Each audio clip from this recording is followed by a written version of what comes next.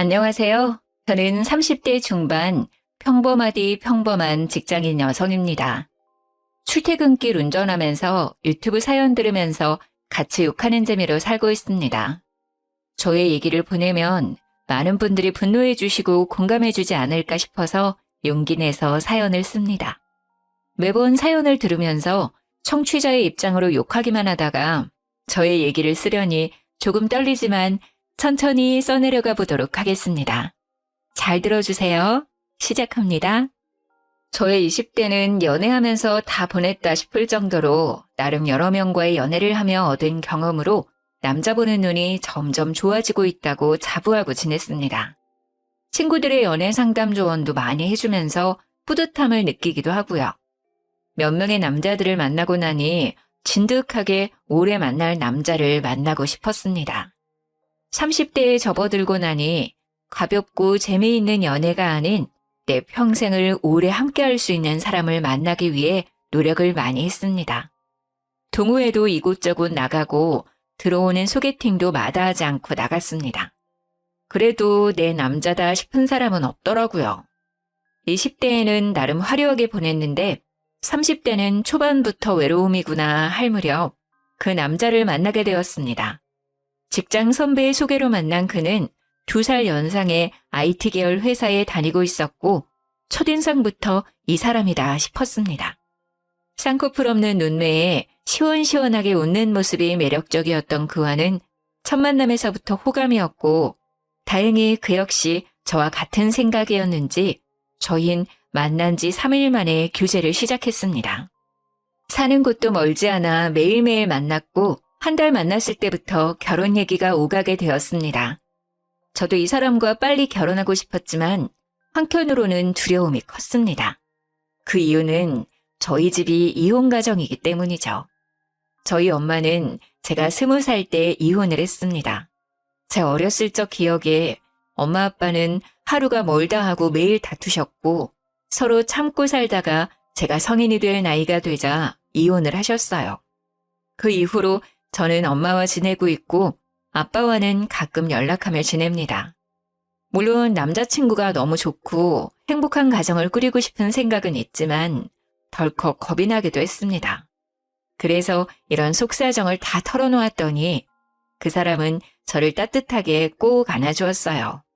제가 꿈꾸는 가정을 자기가 만들어주겠다며 자기를 믿어달라고 했습니다. 이런 사람이라면 내 남은 인생을 같이 해도 좋지 않을까 싶었죠. 그렇게 만난 지 3개월이 되었을 때 결혼 준비를 시작하기로 했습니다.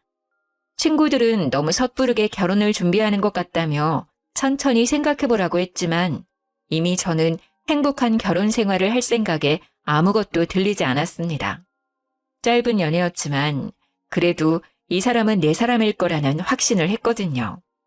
그렇게 오빠네 어머님, 아버님을 뵙는 첫 식사 자리가 찾아왔습니다. 너무 떨리고 어색하기도 했지만 나름 화기애애한 분위기였어요. 어머님도 아버님도 환영해 주셨어요. 내 주변 친구들은 다 자식들 시집 장가 보내길래 너무 부러웠는데 이제 나도 드디어 아들 장가를 보내는구만. 이쁜 며느리가 생겨서 기분이 좋네요. 만나서 반가워요, 정말. 네, 어머님, 앞으로 잘 부탁드려요. 처음이라 불편하겠지만 우리 천천히 지내줘 봐요. 이제 우리 가족이 될 사이니까. 네, 아버님. 서로 어색한 공기를 풀어가며 대화를 하던 도중 남자친구 어머니가 친정아빠의 결혼식 참여에 대해 물어보시더라고요. 아, 근데 결혼식 때 아버님이 참석하시나? 좀 그런가? 아니 그래도 있는데 안 오시는 것도 아니지 않나? 돌아가신 것도 아니니까 참석하는 게 크게 문제가 될 것 같지는 않은데. 네, 알겠어요, 어머님. 제가 엄마와 이 부분에 대해서 얘기 한번 해볼게요. 남자친구 어머니의 갑작스러운 발언에 조금 당황하기는 했지만 그 부분도 생각은 안 할 수 없기에 고민에 빠졌습니다. 그날 집에 가는 차 안에서 많은 생각을 했습니다. 저는 아빠의 참석 여부에 대해 전혀 생각을 하지 않았었거든요. 사실 저희 아빠는 엄마와 이혼 후에 다른 분을 만나 재혼을 하셨어요. 남자친구도 아빠가 재혼을 했다는 건 알고 있습니다. 그리고 저희 엄마도 재혼을 하지 않으셨지만 오랫동안 만나는 분이 계세요. 재혼을 하신 아빠에게 와달라고 하기도 난처한 상황이었고, 그리고 또 엄마에게도 미안할 것 같았거든요. 딸의 행복한 결혼식을 온전히 즐기지 못하고 불편하게 하고 싶지 않았어요. 남자친구를 설득해서 신랑 신부 동시 입장하기로 결정을 한 다음 날 남친 어머님께서 전화가 왔습니다. 정말 아빠를 부르지 않고 동시 입장할 거냐며, 엄마는 왜 재혼을 안 하신 거냐며 이해를 못 하시겠다 하시더라고요. 순간 기분이 확 상했지만 결혼식은 저와 남자친구 둘만 생각할 수 없는 행사라 그렇게 생각할 수도 있겠다 싶어서 넘어가기로 했습니다. 빠른 결혼 준비로 바쁜 나날들을 보내고 있던 중에 아빠한테 연락이 왔어요. 아빠한테도 알려드리긴 해야 할 것 같아서 결혼 소식을 전해드렸었거든요. 축의금을 주고 싶다며 꼭 받아달라고 말씀하시길래 계속 거절할 수도 없어서 받기로 했습니다. 아빠와 통화를 끝내고 계좌를 확인해봤는데 3천만 원을 보내주신 게 아니겠어요? 너무 놀라서 아빠한테 다시 전화했더니 너 어릴 때부터 아빠 엄마가 못 볼 꼴 보이고 지금도 널 제대로 챙겨주지도 못한 거에 비하면 3천은 적은 돈이야. 더 주고 싶은데 아빠가 지금은 이것밖에 못 줘서 마음이 쓰이는구나. 이쁜 딸은 꼭 이쁜 가정 꾸렸으면 좋겠어. 아빠가 주는 이 돈은 다시 주지 말고 너 결혼 자금 하렴. 감사하기도 하고 죄송하기도 하고 여러 마음이 교차했습니다. 들리는 얘기로는 아빠가 하는 일이 좋지 않다고 들었거든요. 지난번에 만났을 때는 많이 야위기도 해서 마음이 좋지 않았어요. 무리해서 보내주신 것 같아 신경이 쓰였죠. 하지만 결혼 준비로 너무 정신없이 바빴고 일단 받아두기로 하고 나중에 다시 생각하기로 했습니다. 그렇게 시간이 흘러 결혼식 날이 다가왔고 어머님이 끝까지 아빠의 빈좌석에 대해 얘기를 하셨지만 별탈 없이 결혼식을 무사히 치르고 신혼여행도 잘 다녀왔어요. 남자친구에서 남편이 된 그 사람과 맥주 한잔하며 이런저런 얘기를 나누는데 갑자기 남편이 차를 바꾸겠다고 하는 게 아니겠어요? 아, 맞다 자기야. 이번에 내 차 바꿀까 봐. 딜러 하는 내 친구 알지? 지난번에 걔 만나면서 차도 보고 왔어. 뭐? 갑자기 차를 바꿔? 그 차 아직 멀쩡하잖아. 우리 결혼하느라 돈도 많이 썼는데 좀 더 타다 바꾸자. 아버님이 3천만 원 주신 거 안 썼잖아. 그걸로 바꾸자. 나 차 바꾸고 싶단 말이야. 어차피 당장에 큰돈 들어갈 일도 없으니까 그 돈 써도 되잖아. 우리 아빠가 주신 돈으로 본인 차를 바꾸겠다니 너무 어이가 없고 기분이 나빴습니다. 저는 아빠한테 다시 돌려드릴 생각이었거든요. 오빠, 아무래도 아빠가 준 돈 다시 돌려드리는 게 맞는 것 같아. 안 그래도 얘기하려고 했는데 정신없어서 이제야 얘기하네. 자기야, 그걸 왜 돌려줘? 너 결혼 자금하라고 주신 거잖아. 굳이 왜? 그렇긴 한데 이 돈을 어딘가에 쓰기도 좀 그래. 원래 받았을 때 바로 드리고 싶었는데 정신없어서 잠시 미룬 것뿐이야. 그리고 아빠 요즘 벌이도 좋지 않기도 하고 또 몸도 안 좋아 보여서 마음이 쓰여. 그건 아버님이 알아서 잘 아시겠지. 뭘 그런 것까지 신경을 써. 그런 것까지라니? 그래도 우리 아빠야. 어떻게 신경을 안 써? 그리고 원래 나한테 없었던 돈이니까 없었다고 생각하면 되잖아. 난 꼭 돌려드릴 거니까 그렇게 알아. 아니 멀쩡히 받은 돈을 없다고 생각하자고? 왜? 굳이 또 돌려주는 이유가 뭐냐니까? 그리고 왜 너 마음대로 그런 결정을 해? 남편이 차를 아빠 돈으로 바꾸겠다는 것도 기분이 상했는데 왜 마음대로 결정을 하냐고 하는 말에 기가 찼습니다. 마음대로 결정을 한 건 오빠 아니야? 나한테 상의도 없이 차까지 보고 오는 게 어딨어. 나도 결혼해서 차 바꿨다고 사람들한테 자랑 좀 하자. 아빠한테 돈 받았다고 했던 순간부터 차를 바꿀 생각을 했었던 건가? 이 사람은 차를 바꾸고 싶어서 저랑 결혼한 건가 싶더라고요. 오빠, 내가 결혼 자금으로 돈을 덜 썼어? 아니잖아. 그리고 3천만 원은 아빠가 나한테 준 돈이야. 명백히 따지자면 내 돈인데 오빠야말로 나한테 상의 없이 그 돈으로 차를 바꾸겠다니. 그게 왜 네 돈이야? 네가 결혼을 했기 때문에 주는 돈이니 우리 돈이지. 결혼 안 했으면 아버님이 그 돈 주셨을 것 같아? 네가 나랑 결혼하니까 받을 수 있었던 거잖아. 내 말 틀려? 아빠가 나한테 준 돈이 우리 돈이라고 말도 안 되는 억지를 부리는 모습을 보니 하루빨리 아빠한테 돈을 돌려주는 게 맞다고 생각했어요. 나 몰래 그런 흑심을 품고 있었다고 생각하니 배신감까지 느껴졌습니다. 그리고 그 다음 날 어머님께서 점심 먹으러 오라고 했었던 날이라 응어리진 마음이 풀리지는 않았지만 시댁에 가기 위해 준비를 했습니다. 화장대에서 화장하는 제 옆에 서서 남편은 못마땅한 표정으로 말을 걸었어요. 나 차 계약할 거야. 이미 마음에 드는 차도 골랐단 말이야. 그러니까 3천만 원 다시 돌려드릴 생각하지 말고. 도대체가 멀쩡한 차를 왜 바꾸냐고. 그거 몇 년 안 탔잖아. 말이 되는 소리를 해 좀. 그리고 왜 아빠가 준 돈으로 차를 바꿔? 우리 잘 쓰라고 주신 돈이니까 내가 잘 쓰겠다고. 너도 새 차 타면 좋잖아. 어제 상했던 기분을 꾹꾹 누르고 시댁 갈 준비를 하고 있는데 아침부터 새 차 타령을 하니 화가 났습니다. 자기 마음대로 결정하고 통보를 한 것도 황당한데 말이죠. 아니, 나는 새 차 필요 없어. 그리고 나 오늘 아빠한테 돈 보낼 거야. 계약을 하든 말든 돈은 알아서 해. 야, 너 미쳤어? 대체 왜 그래? 뭐? 야? 지금 야라고 했어? 내가 보기엔 미친 건 오빠야. 납득이 안 되잖아, 도저히. 그리고 굳이 지금 얘기를 꺼내야 해? 차를 바꾸는 게 그렇게 중요한 일이야?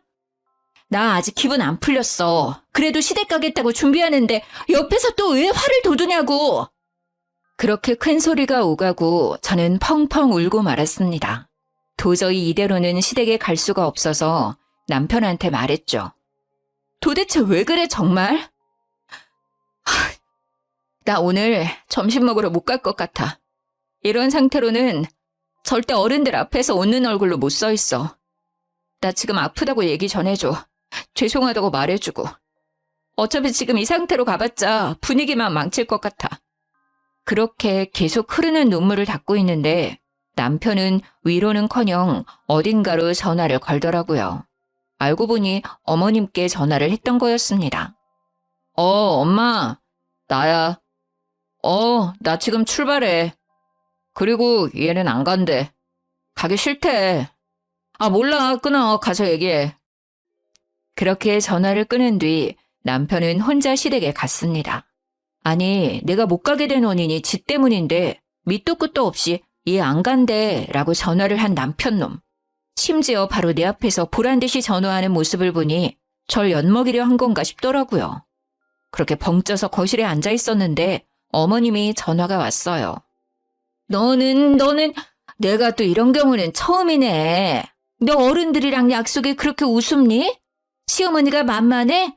남편이랑 좀 싸웠다고 시댁을 안 와? 이게 말이 된다고 생각해? 진짜 나 때는 상상도 못할 일이야. 눈이 퉁퉁 붙더라도 와야지. 요즘 며느리들 되바라졌다더니 정말 기가 차서 원.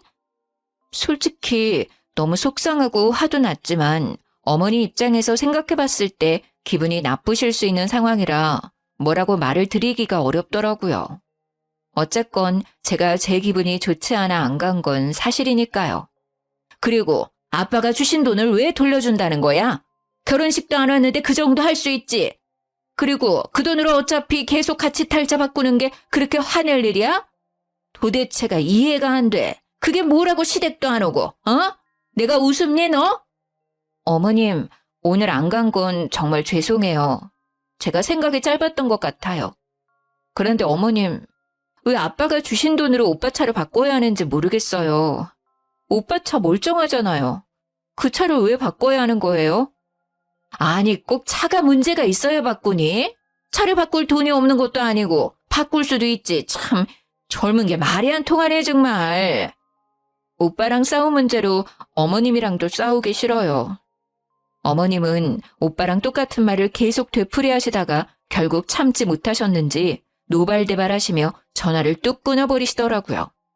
그렇게 그 이후로 별 대화 없이 남편이랑 대면대면하게 지내다가 구정이라 전날부터 가서 열심히 명절 음식을 준비했습니다.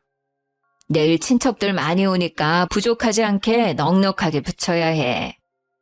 그리고 나물도 손질하고 데치고 해야 해. 할 일 많으니까 빠릿빠릿하게 움직여야 할 거야. 남편도 시누이도 아버님도 앉아서 TV 보면서 히히덕거리기만 하고 저만 혼자 바쁘더라고요. 어찌나 꼴보기 싫던지. 붙이고 있는 전을 남편 얼굴에 확 던져버리고 싶었지만 결혼 후 첫 명절이라 최선을 다해 어머님을 도왔습니다. 어머님은 제가 쉴 시간도 주지 않으시고 계속 일을 시켰어요. 정말 몸도 힘들고 정신도 없어서 밥도 제대로 먹히지도 않고 얼른 끝내고 엄마한테 가고 싶은 마음뿐이었죠. 모두 저녁 식사를 마치고 과일과 함께 티타임 중이었는데 어머님이 주방에서 쉬고 있는 저를 부르시더라고요. 잠깐 이리 좀 와봐라. 부르시는 소리에 어머니가 계신 쪽으로 갔더니 갑자기 저보고 무릎을 꿇으라는 거 아니겠어요? 아니, 내가 지난번 일 그냥 넘어가면 안 될 것 같아서. 우리 가족들 의견도 궁금하기도 하고. 그리고 남편이랑 싸운다고 시댁도 안 오고 정말 내가 진짜 너무 어이가 없어서 웃음이 나더라 그날은. 이번 기회에 너의 그 버르장머리를 제대로 고쳐줘야지. 뭐하고 있어? 멀뚱멀뚱 쳐다만 보고 있을 거야? 무슨 말을 하시는 건가 싶었습니다. 황당해서 그냥 멍하니 서 있는데 남편이 옆에서 거들며 저를 무릎 꿇려 앉히는 거 아니겠어요? 화를 내고 싶었지만 모두 다 시댁 식구들이고 제가 뭐라고 해봤자 손해일 것 같아서 가만히 있을 수밖에 없었습니다. 어찌나 비참한 마음이 들던지 뛰쳐나가고 싶은 심정이었어요. 너희가 결혼한 지 6개월이 되었어? 1년이 되었어? 결혼 초반부터 이게 뭐니? 벌써부터 삐그덕거리면 앞으로 어떻게 하려고 해? 너네 아직도 냉전 상태라며? 남편한테 좀 져줄 수도 있는 거지. 어쩜 너도 똑같이 그러고 있니? 아무리 생각해도 제가 잘못한 건 없는 것 같은데 이게 이렇게 모든 식구들 앞에서 혼나야 하는 일인가 이해가 안 되었어요. 말도 안 되는 상황에 눈물만 주륵주륵 흘렀어요. 남편은 그 와중에도 차 타령을 하더라고요. 친구한테 차 계약한다고 했는데 완전 체면 구겼어. 언제 계약할 거냐고 매일 연락 오는데 쪽팔려서 진짜. 남편은 어머니의 말을 거들고 다른 식구들도 그냥 쳐다만 볼 뿐 제지하는 사람은 없었어요. 시누이야 처음부터 저한테 관심도 없었고 그래도 아버님은 말려주실 줄 알았는데 가만히 계시더라고요. 어제부터 온갖 잡일 다 하며 쉬지도 못했는데 이게 무슨 상황이지? 이게 맞는 건가 싶었습니다. 뭐라고 얘기해도 들을 것 같지도 않고 내가 왜 이런 취급을 당하고 있어야 하나 싶어서 이혼할 생각으로 시댁을 뛰쳐나가 친정엄마한테 달려갔습니다. 눈이 퉁퉁 부어서 혼자 친정에 달려온 저를 본 엄마는 아무 말 없이 저를 꼭 안아줬습니다. 엄마, 미안해. 내가 정말 미안해. 미안하다는 한마디만 하고 엄마 품에 안겨서 어린아이처럼 펑펑 울었습니다. 그래도 엄마랑 있으니 마음이 편해지더라고요. 엄마는 그날 아무것도 묻지 않으셨어요. 내가 겪은 상황이 진짜 있었던 일인가, 이런 건 드라마에서 보던 상황인데 이게 나한테도 일어날 수 있는 일이었구나 싶었어요. 남편이고 시댁이고 모두 얼굴 보고 싶지도 않았고 그냥 다 끝내고 싶었어요. 결혼했던 게 꿈이었으면 좋겠다 싶었습니다. 일주일 정도 지났을까 남편이 문자 하나 띡 보내왔습니다. 어차피 들어올 거 빨리 들어오라고. 자기 차 계약 이제 더는 미룰 수 없다고 말이죠. 진짜 대단한 놈이었습니다. 열받아서 전화를 걸었습니다. 차 계약을 왜 나한테 얘기해? 나 아빠한테 돈 보냈어. 그날 돈 보낼 거라고 얘기했잖아. 아, 진짜 너는 왜 이렇게 제멋대로야. 그리고 아버님은 그걸 또 받으셨어? 참나, 네가 다시 돌려줄 줄 알고 보내신 거 아니야? 제멋대로인 건 오빠야. 너 진짜 왜 그러냐? 어? 이해가 안 돼. 차를 못 바꿔서 죽은 귀신이 붙었나? 왜 이렇게 계속 차 타령을 하는지 지겹더라고요. 행복하기만 해도 모자를 신혼 초기에 이런 어처구니 없는 일로 인해 사이가 틀어져 버릴 줄 상상도 못했어요.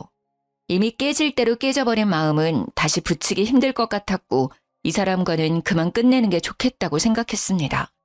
나 이제 오빠 차 타령하는 거 그만 듣고 싶어. 환청이 들릴 정도야. 이혼해. 어차피 혼인신고도 안 해서 번거로울 것도 없잖아? 네 남편 차 바꿔주는 게 그렇게 싫냐? 그리고 너네 엄마도 이혼하셔서 그런가 이혼이 쉽네? 결혼이 참 우습나 봐, 너네 집안은. 뭐라고 했어? 너네 엄마? 말 함부로 하지 마, 이 새끼야. 그러는 너는 너네 엄마 닮아서 성격이 그따위냐? 뭐? 새끼? 야, 너 진짜 내 옆에 있었으면 한 대 맞았어. 결혼 생활 이어지면 오빠한테 맞기도 했었겠네? 결혼하자마자 본성이 바로 나오네. 짐은 곧 정리할 거니까 그렇게 알고 있어. 전화 끊고 나서도 분이 풀리지 않았지만 그래도 결혼한 지 얼마 안 되어서 혼인신고도 하지 않았을 때 남편의 실체를 알게 되어 다행이라고 생각했습니다. 그날 저녁 엄마랑 밥을 먹고 있는데 엄마 핸드폰으로 전화가 오더라고요. 시어머니였습니다. 저는 엄마한테 받지 말라고 했지만 엄마는 뭐라고 하는지 들어야겠다며 전화를 받았습니다. 결혼한 딸 계속 품고 계실 건가요? 살다 보면 이런저런 일로 다투기도 하는 거지.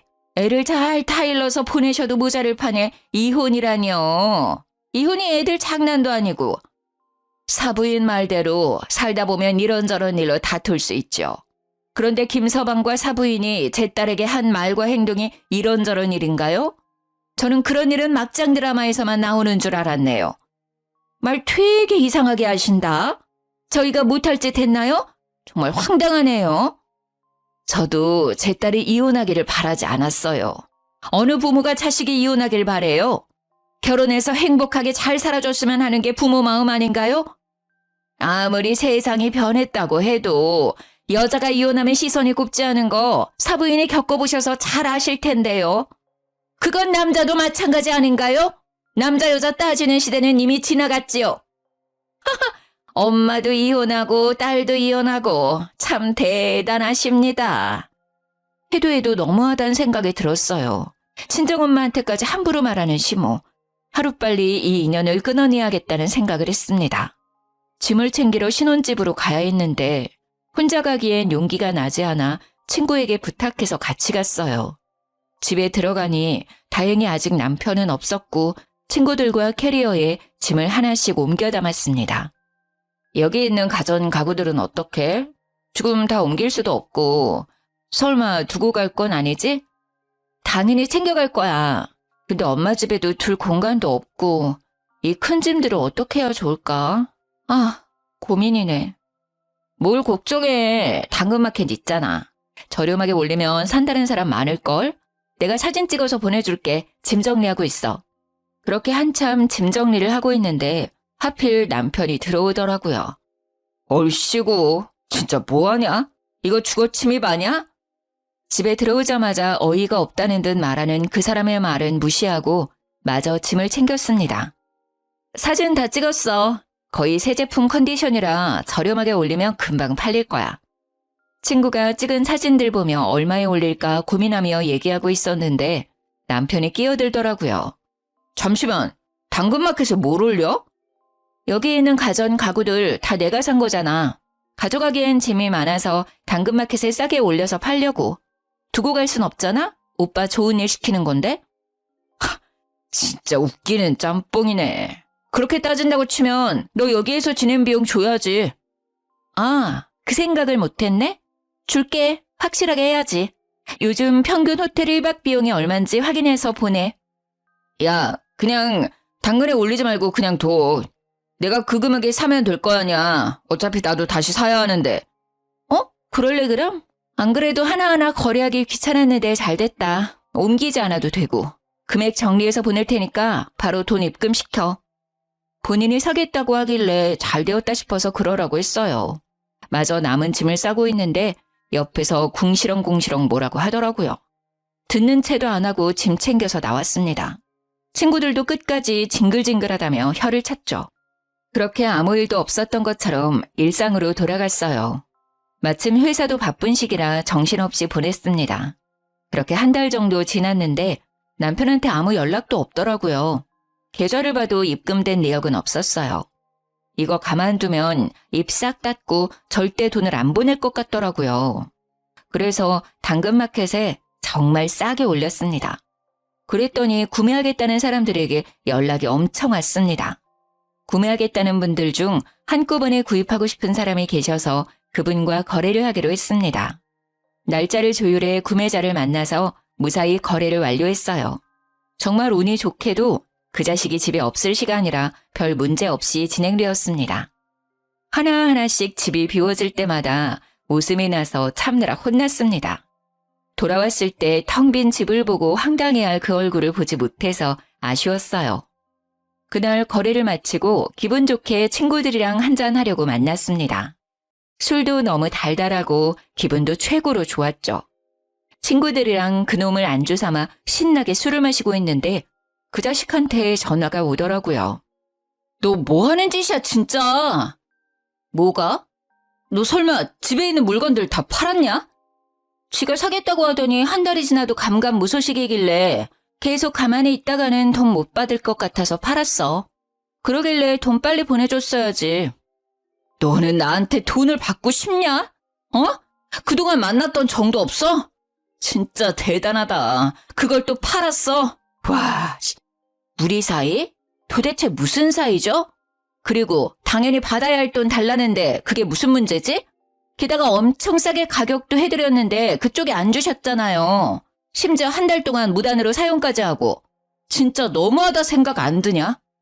너무한 건 오빠랑 오빠네 가족이지. 나 지금 너무 기분 좋게 친구들이랑 술 한잔 중이거든? 그럼 할 말 다 한 것 같으니 기분 망치게 하지 말고 끊어. 전화를 끊고 친구들이랑 재미있는 시간을 보냈습니다. 그날은 참 즐거웠는데 말이죠. 서류도 처리할 것도 없어서 깔끔하고 이제 나는 자유가 되었는데 그 뒤에 휘몰아쳐오는 여러 감정들이 견디기 힘들었습니다. 엄마한테도 너무 죄송스럽고 내 자신도 원망스러웠습니다. 남자 보는 눈이 생겼다고 자부했던 지난 날들이 너무 부끄러웠습니다. 엄마한테 티 안 낸다고 노력했다고 생각했는데 저의 그 우울한 감정들을 눈치채셨는지 매일매일 저를 위로해 주셨습니다. 엄마가 아저씨한테도 말했는지 아저씨도 저희 집에 자주 오셔서 예쁜 꽃다발을 선물해 주시거나 맛있는 식당에 가서 음식을 포장해 오실 때도 있었고 인기 있는 뮤지컬 공연에도 데려가 주셨습니다.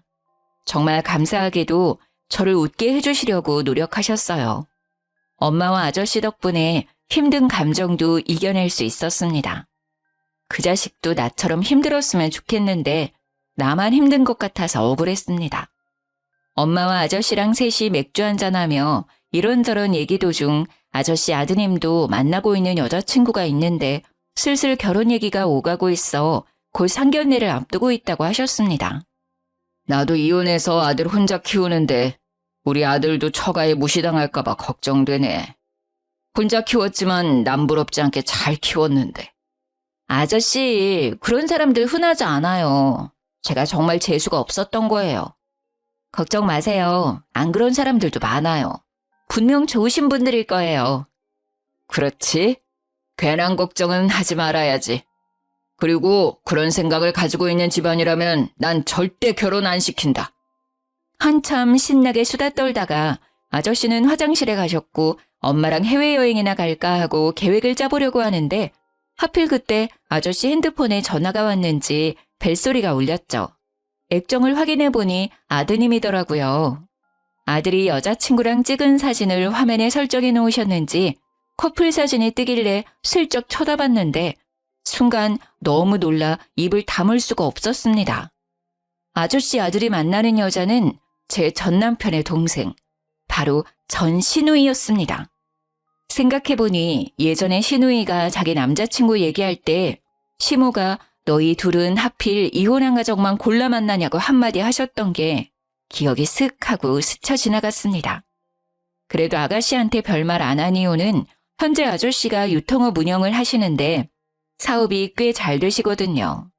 그리고 그 업을 아드님이 물려받는 걸로 알고 있고요. 그래서 전 시모가 엄청 좋아하셨어요. 자기 딸 사모님 되는 거냐며 입이 귀에 걸리셨던 게 기억났습니다. 저는 순간 기회다 싶었어요. 그날은 아저씨한테는 일단 말씀드리지 않고 넘어갔어요. 집에 와서 엄마한테 얘기를 했더니 엄마도 몰랐었다고 하시더라고요. 아저씨한테 어떻게 얘기를 드릴까 하던 찰나에 아주 좋은 생각이 떠올랐습니다. 아저씨 아드님 상견례 날이 다가왔고 장소와 시간을 알고 있던 저는 식당 근처에서 기다렸어요. 식사 시간이 끝났는지 아저씨와 아드님 그리고 전 시댁 식구들이 식당 밖으로 나왔습니다. 저는 곧장 아저씨한테 달려갔죠. 아저씨! 아이고, 우리 영주. 우연히 만나니 더 반갑네. 친구들 만나러 가는 중이니? 아저씨는 저를 반갑게 맞이하셨고 전 시댁 식구들은 마치 귀신이라도 본 사람들처럼 입을 떡 벌리고 저를 쳐다봤습니다. 아니, 너? 시어머니는 얼굴이 하얗게 질리셨고 남편도 무슨 일인가 싶었는지 저의 손목을 붙잡고 다른 곳으로 끌고 가려고 했어요. 저를 억지로 끌어내려는 남편을 아저씨가 제지해 주셨죠. 뭐 하는 거예요? 내 딸 같은 아이한테. 아저씨의 발언에 전 시누이는 금방이라도 울 것 같은 표정이었고 전 시모는 놀란 토끼 눈이 되었어요. 모두 있는 자리에서 저는 아저씨께 말씀드렸습니다. 아저씨, 여기 계신 분들이 제 전 시댁 식구들이에요. 뭐? 아저씨는 제 말을 듣고 순식간에 화난 얼굴로 전 시모를 째려봤습니다. 사돈어른, 뭔가 오해가 있으신 것 같은데 저희 조용한 곳으로 가서 얘기를 좀 더 나눌까요? 저는 더 이상 할 말은 없는 것 같고 오늘 나누었던 결혼 얘기는 다시 생각해 보도록 하죠. 아니, 그냥 없던 걸로 하는 게 나을 것 같네요. 아들, 일단 너 집에 먼저 가 있어라. 아저씨는 저를 데리고 그 자리를 박차고 나왔습니다. 그렇게 아무것도 못하고 저를 쳐다보는 시댁 식구들을 뒤로하고 아저씨와 함께 가는데 속이 너무 시원했습니다. 그 다음날 아저씨랑 엄마랑 근교 드라이브 가기로 해서 준비 중이었는데 전 남편과 그 식구들이 친정집으로 들이닥쳤습니다. 야! 이년아! 문 열어! 쿵쿵 문을 두드리는 소리에 문을 열었더니 전 시모가 저를 보자마자 머리카락을 잡아채고 막 흔들었어요. 아! 이게 무슨 짓이에요? 이거 안 나요? 당신 미쳤어? 나쁜 년! 내 아들 인생 망친 것까지 모자라서 내 딸 인생도 망치려고 해? 내 딸한테 왜 이래요? 이거 놔요. 경찰 부르기 전에 어서요. 저도 가만히 있을 수 없어서 똑같이 머리채를 잡아드렸죠. 전 시모의 비명소리에 뒤에 있던 두 자식놈들도 합세해 순식간에 현관은 난리가 났었어요. 그 순간 엄마와 저를 데리러 온 아저씨가 사자후를 질렀습니다. 도대체가 뭐 하는 거예요? 아저씨는 엉망진창이 된 엄마와 저를 살피고 나서 무서운 얼굴로 시어머니와 시누이를 쳐다봤습니다. 정말로 대단한 사람들이네. 아버님, 오해해요. 시누이는 울면서 아저씨께 매달렸어요. 아저씨는 단호하게 선을 그어 얘기했습니다. 대체 어떤 게 오해라는 거지? 그리고 누가 아버님이야? 헤어지라고 얘기했는데 아직 전달 못 받았나? 저 못 헤어져요. 사돈어른, 제가 다 설명할게요. 이거 어떻게 된 일이냐면요. 어디서부터 얘기를 해야 하나? 쩔쩔매며 아저씨께 해명하려고 하는 둘을 보니 우스웠습니다. 저한테는 한 번도 보여주지 않았던 모습이었죠. 들을 얘기 없다고 몇 번을 얘기해요. 그만 돌아가 주세요. 2번 다시 얼굴 보고 싶지 않네요. 여기에도 우리 집에도 찾아오지 마세요. 한 번 더 찾아와서 행패를 부리면 그땐 정말 가만히 있지 않을 거예요. 아저씨의 말에 전 시모는 아무 말도 못하고 가만히 서 있더라고요. 그 와중에 전 신우는 아저씨 손을 잡으며 죄송하다고 울며불며 사정하는데 아저씨는 단호하게 얘기했습니다. 이제 네 얼굴 보고 싶지가 않으니 어머니 모시고 가. 이렇게 해봤자 내 마음은 변함없다.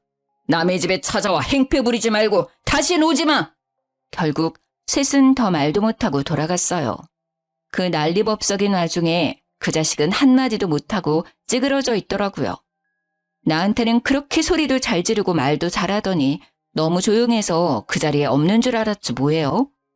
그렇게 한바탕 난리를 치르고 난 뒤 제 전화는 불이 났습니다.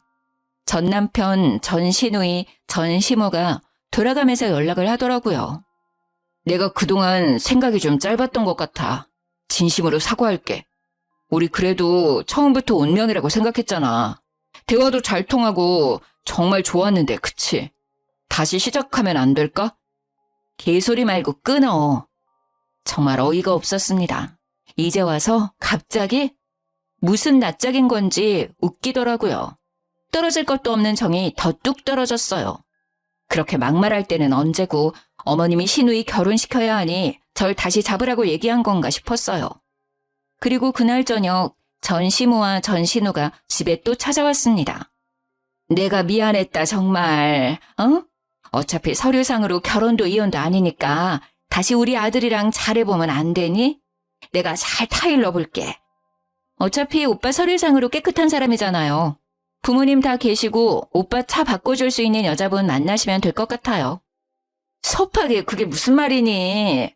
나 때문에 마음 많이 상했던 거 알아. 내가 사과할게.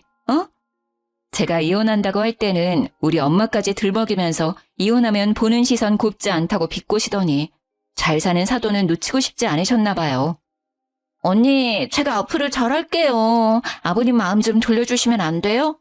요즘 남친도 저한테 어찌나 차가운지 저 너무 힘들어요. 아가씨가 이렇게 저한테 관심 있었는지 몰랐네요. 그동안 많이 서운했죠? 언니, 제가 뭐 기분 상하게 한 거 있으면 다 말해줘요. 연락 한 번을 안 해서 번호조차 몰랐던 신우이도 자기 꼭 결혼해야 한다며 매일매일 전화와 문자를 수십 통 보내서 번호를 바꿔야 하나 깊은 고민까지 했었어요. 이제 와서 이런다고 저한테 했던 말이랑 행동들이 없던 걸로 되는 건 아니잖아요. 아빠가 보내준 돈으로 아들 차 안 바꿔준다고 식구들 앞에서 무릎 꿇으라고 한 건 생각 안 나세요? 미안하다. 정말 미안해. 내가 왜 그랬는지 모르겠네. 늙은이가 무릎이라도 꿇을까? 그럼 마음이 좀 풀릴 것 같니? 네 마음이 풀린다면 무릎 꿇는 것쯤이야 할 수 있어. 언니, 저도 무릎 꿇을게요. 제발 저 좀 도와주세요, 언니. 제발요. 무릎 꿇겠다며 도와달라고 하는 둘에게 잘 됐다 싶어서 그러라고 했어요. 제가 진짜로 꿇으라고 할 줄은 몰랐는지 조금 당황해하더니 진짜로 무릎을 꿇더라고요. 둘이 무릎 꿇고 사정하는 모습을 보니 솔직히 통쾌했습니다. 일단 오늘은 두 분 다 돌아가세요. 저 너무 피곤해서요. 그럼 조심히 가세요. 그렇게 둘을 돌려보내고 그날 밤 간만에 정말 꿀잠 잤습니다. 그리고 아저씨한테 연락해 그 둘이 계속 찾아와 괴롭힌다고 말했어요. 그 말을 들은 아저씨는 다신 근처에 얼씬거리지도 못하게 하겠다고 혹시나 또 찾아오면 바로 전화하라고 하셨죠. 그 이후 전시댁 식구들이 집에 찾아오는 일은 없었어요. 결국 전신우 결혼이 완전 무산되니 전시모가 매일 제게 전화로 저주를 퍼붓더라고요. 너같이 심보 고약한 애는 처음 봤다. 나쁜 년, 못된 년, 싸가지 없는 년. 네가 뭔데 우리 가족들 인생을 망쳐? 내가 너 매일 처조할 거야. 알았어? 남의 인생 망쳐놓고 넌 잘 살 것 같냐? 너 같은 애는 똑같이 당해봐야 한다. 너 같은 애를 며느리라고 받아준 게 한이다. 그럴 때마다 저는 녹음을 해놨고 문자로 보내시면 캡처를 했습니다. 나중에 모아보니 어마어마하더라고요. 전 남편한테 전화를 걸어서 말했습니다. 자업자득이란 말 알지? 내가 뭘 어쨌다고 매일매일 괴롭혀? 나 너네 엄마가 나한테 한 폭언들 다 캡처하고 녹음해서 가지고 있어. 계속 이렇게 하신다면 나도 가만히 있지 않아. 오빠가 다른 여자들 만나거나 신우이가 새로운 남자 만날 때마다 어머니가 나한테 한 집 보내서 어머니 실체 밝힐 거야. 그러니까 그만하시라고 해. 나 이제 더 이상 참지 않아. 전화를 끊고 어머님이 했던 폭언들에 대한 자료를 남편한테 보냈습니다. 또 연락 오면 이 증거들로 정신적 피해보상 청구까지 할 거라고 했어요. 겁먹었는지 그 이후로는 연락이 안 왔습니다. 진짜 변호사를 찾아가야 하나 싶었거든요. 그렇게 완전히 시댁 식구들이랑 끝내고 1년 정도 지났을 때 전 남편이 연애를 시작했다는 얘기를 건너 듣게 되었어요. 몰랐으면 모를까 알게 된 이상 그 여자분 인생을 구해야겠다는 생각이 들더라고요. 그래서 그 여자분 연락처를 지인을 통해 알아내어 전 시모가 저한테 보냈던 문자와 전화 녹음 파일을 죄다 보내드렸습니다. 그 뒤로는 어떻게 되었는지는 굳이 확인하지 않았어요. 다정한 척, 배려 있는 사람인 척 했지만 결국에 검은 속내를 들켜버린 그 사람과 우리 엄마 재혼 못했다고 무시하고 우리 아빠 돈으로 자기 아들 차 안 사준다고 나를 괴롭혔던 시모까지. 평생 그렇게 못된 심보로 사셨으면 좋겠어요. 그리고 혹시나 또 그 가족들이 찾아올까 싶어서 엄마랑 다른 지역으로 아예 이사를 갔습니다. 엄마도 저도 핸드폰 번호를 둘 다 바꿨고요. 아, 엄마와 아저씨는 여전히 잘 만나고 계십니다. 뒤늦게 이 소식을 알게 된 아빠도 매우 분개하셨고 또 미안해 하시더라고요.